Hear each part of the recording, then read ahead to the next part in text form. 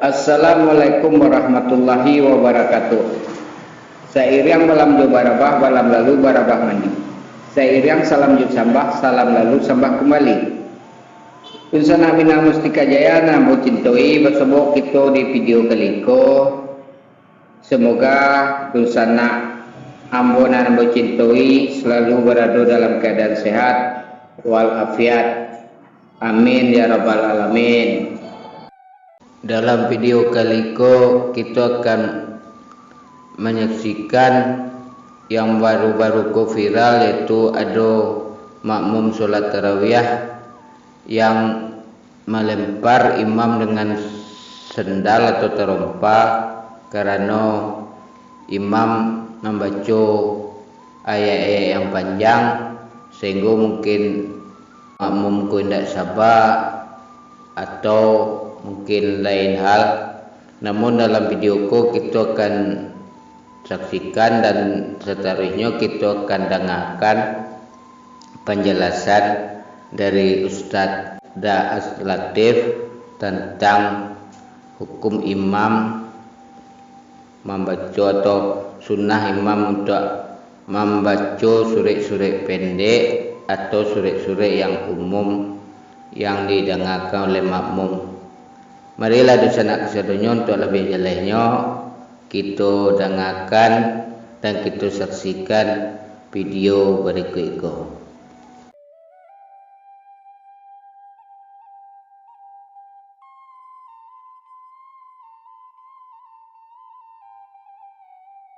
Imam salat tarawih dilempari sandal. Makmum kesal bacaan ayat terlalu panjang. Seorang imam salat tarawih di Bahan Malaysia mendapat lemparan sandal dari makmumnya.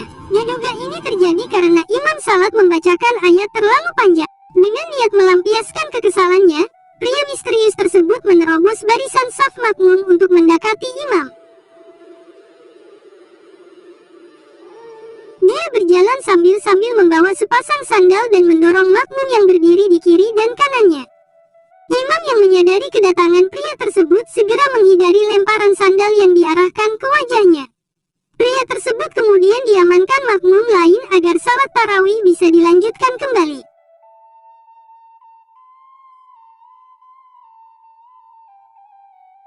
Sahabat, hikmah di balik kisah. Sepanjang saya belajar agama, saya belum pernah menemukan dalil ataupun petuah ulama yang menganjurkan agar ketika jadi imam membaca bacaan yang panjang. Memang target 30 juz baik, tapi kalau tidak mendidik jamaah tentu tidak bagus. Padahal Nabi justru menjelaskan ketika engkau menjadi imam, dua sunnahnya. Satu, ringkaskan bacaanmu. Dua, bacalah yang umumnya orang hafal. Nah, pertama, ringkaskan bacaanmu. Kenapa diperintah, disunnahkan seorang imam sebelum angkat takbir, sunnah balik ke belakang sambil mengucapkan salat jami rahimakumullah. Itu ibarat pasukan, komandannya lagi inspeksi pasukan. Lihat dulu, kita balik ke belakang. Oh, ke belakang kita lihat. Oh, ternyata banyak pensiunan, banyak usia 70 tahun. Oh, ternyata banyak anak remaja. Percayalah, dua golongan ini, apalagi ada ibu-ibu. Bukan cuma dua golongan, hampir umumnya jamaah kita tidak senang bacaan yang panjang. Itulah sebabnya Nabi anjurkan, baca, ringkaskan bacaanmu. Ya, nah, bayangkan ada imam dia siksa jamaahnya. Allahu Akbar. Itu Pak, makmumnya kasihan yang sudah pensiun, sudah 3 kali jatuh kepalanya belum selesai juga. Naik lagi, diulang lagi, belum juga selesai. Menyiksa. Yang kedua, kata Nabi, ketika kau jadi imam, bacalah yang umumnya orang hafal. Apa tujuannya? Satu, ketika imam membaca bacaan orang yang hafal, maka otomatis dia bisa ikut dengan bacaan Pak Imam. Artinya apa? Kita bisa lebih khusyuk. Saya praktekkan biasa di masjid. Kalau saya membaca surah Al-Baqarah, biasanya tidak ada yang ikut di belakang. Tapi begitu saya membaca surah Al-Ikhlas di belakang, anak-anak pun ikut dengan bacaan saya. Kenapa? Karena dia hafal. Ini menunjukkan hikmah kenapa Rasulullah menganjurkan membaca bacaan yang umumnya orang hafal supaya kita bisa fokus, ikut dengan bacaan imam atau biasa kita kenal dengan makmumnya bisa khusyuk. Yang kedua, supaya apa? Ketika imam salah, ketika imam keliru dengan bacaannya, ada yang bisa bantu. Contoh, wallahu alam, benar atau tidak, ini kisah. Ada anak remaja, dia mondok, hafal Quran. Pulanglah dia liburan Ramadan. Ya, maka bapaknya berkata, "Nak, kau jadi imam lah. Kita mau dengar hafalanmu." Ya bacalah, dia jadi imam. Ya seperti umumnya anak remaja, dia merasa hebat kalau hanya dia yang hafal bacaan itu, merasa hebat kalau panjang bacaannya, padahal ini tidak sunnah. Maka dia bacalah bacaan yang panjang dan hanya dia yang menghafalnya. Begitu dia baca surat tersebut, tiba-tiba ada cicak jatuh, kena telinganya. Stres, kaget. Namanya orang kaget, stres, hilang hafalan. Begitu dia hilang hafalannya, kena telinganya cicak, hilang hafalannya. Apa sambungannya ini? Dia ingat-ingat, tidak juga dia ingat. Dia ingat lagi, tidak dia ingat. Dia lupa betul. Suasana hening. Satu masjid diam. Tiba-tiba Pak Imam berkata, "Tolong bantu di belakang." Di belakang juga dia bilang, "Saya juga tidak tahu." Tiba-tiba dari ada anak muda dari belakang sekali bilang, "Ya kalau begitu sudah, Allahu Akbar." Tuh, siapa yang salah? Imam. Ini kejadian yang pernah saya alami waktu saya masih kecil di kampung. Pak Imam sujud lama sekali. Kenapa Pak Imam lama sekali sujudnya? Tiba-tiba ada kawan saya, dia tidak tahan. Dia angkat kepalanya. Tiba-tiba dia teriak, "Wih, lenja imamnya." Sesungguhnya, hilang imam. Oh, kacau mesti. Bubar jamaah. Selesai sholat ditanya Pak Imam, "Pak Imam, kenapa kau tinggalkan sahab?" Apa dia bilang? "Saya kentut, nak." Kata kita, "Pak Imam, besok-besok kalau kau kentut, angkat dulu kepala kita. Sudah kita lihat kau keluar." Apa dia bilang? "Sengaja, nak, saya malu kau lihat saya." Nah, inilah ketika resikonya ketika kita salah milih imam. Saudara yang diberikan amanah oleh jamaah di masjid menjadi imam bukanlah anjuran Nabi, bukanlah perintah agama memperpanjang bacaan sholat. Justru Nabi mengatakan, ketika kau jadi imam, ringkaskan bacaanmu. Yang kedua, bacalah yang umumnya orang hafal. Ada lagi faktor ketiga yang perlu diperhatikan Pak Imam. Apa itu?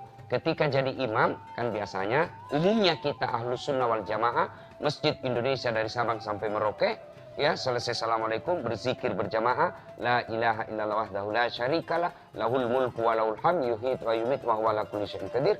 Kemudian membaca tasbih subhanallah walhamdulillah Allahu akbar, seterusnya subhanallah 33, alhamdulillah 33, Allahu akbar 33.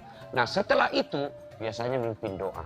Pak Imam biasanya ketika imam mimpin doa yang dia baca kita tidak tahu apa makna doa itu, dan kadang-kala juga kita tidak dengar. Padahal Nabi katakan kalau kau jadi imam memimpin doa, baca yang umumnya orang anjurkan doa yang kita sampaikan itu doa umum yang umumnya orang tahu, dan yang kedua perdengarkan telinga jamaah supaya kita juga tahu apa yang diminta. Kadang-kala imamnya berdoa mode silent. Amin. Kita di belakang amin aman saja. Amin. Tidak ditahu apa yang diminta Pak Imam. Siapa tahu Pak Imamnya anak muda. Dia minta jodoh, ya Allah berikan kami jodoh. Kata bapak di belakang, amin. Padahal dia sudah punya istri. Istrinya pun di belakang mengatakan, amin. Ya Allah kabulkan suamiku kawin lagi. Itu makna dari amin. Maka saudara yang menjadi imam, dianjurkan mari menjadi imam dengan bahasa anak mudanya, yaitu peka terhadap aspirasi. Ya, aspirasi jamaah tidak senang. Apalagi kalau di kota-kota besar. Apalagi kalau waktu-waktu terbatas. Misal di mal-mal. Itu kadang juga saya dapat. Sudah maghrib, ruangannya terbatas, banyak orang ngantri, Pak Imamnya, dia buktikan lagi. Kau lihat bacaanku panjang-panjang. Kau lihat hafalanku hebat. Ini sesuai, tentu sudah tidak sesuai ajaran agama dan menyalahi kaidah ikhlas dalam beramal. Semoga ada manfaat. Saya Dasat Latif. Assalamualaikum warahmatullahi wabarakatuh. Demikianlah dosana kesedonyo lah kita samu dengarkan lah samu kita dalia. Silahkan dosana berpendapat, silahkan dosana memberi komentar. Terima kasih atas segala perhatiannya. Mohon maaf atas segala kekurangannya. Wassalamualaikum warahmatullahi wabarakatuh.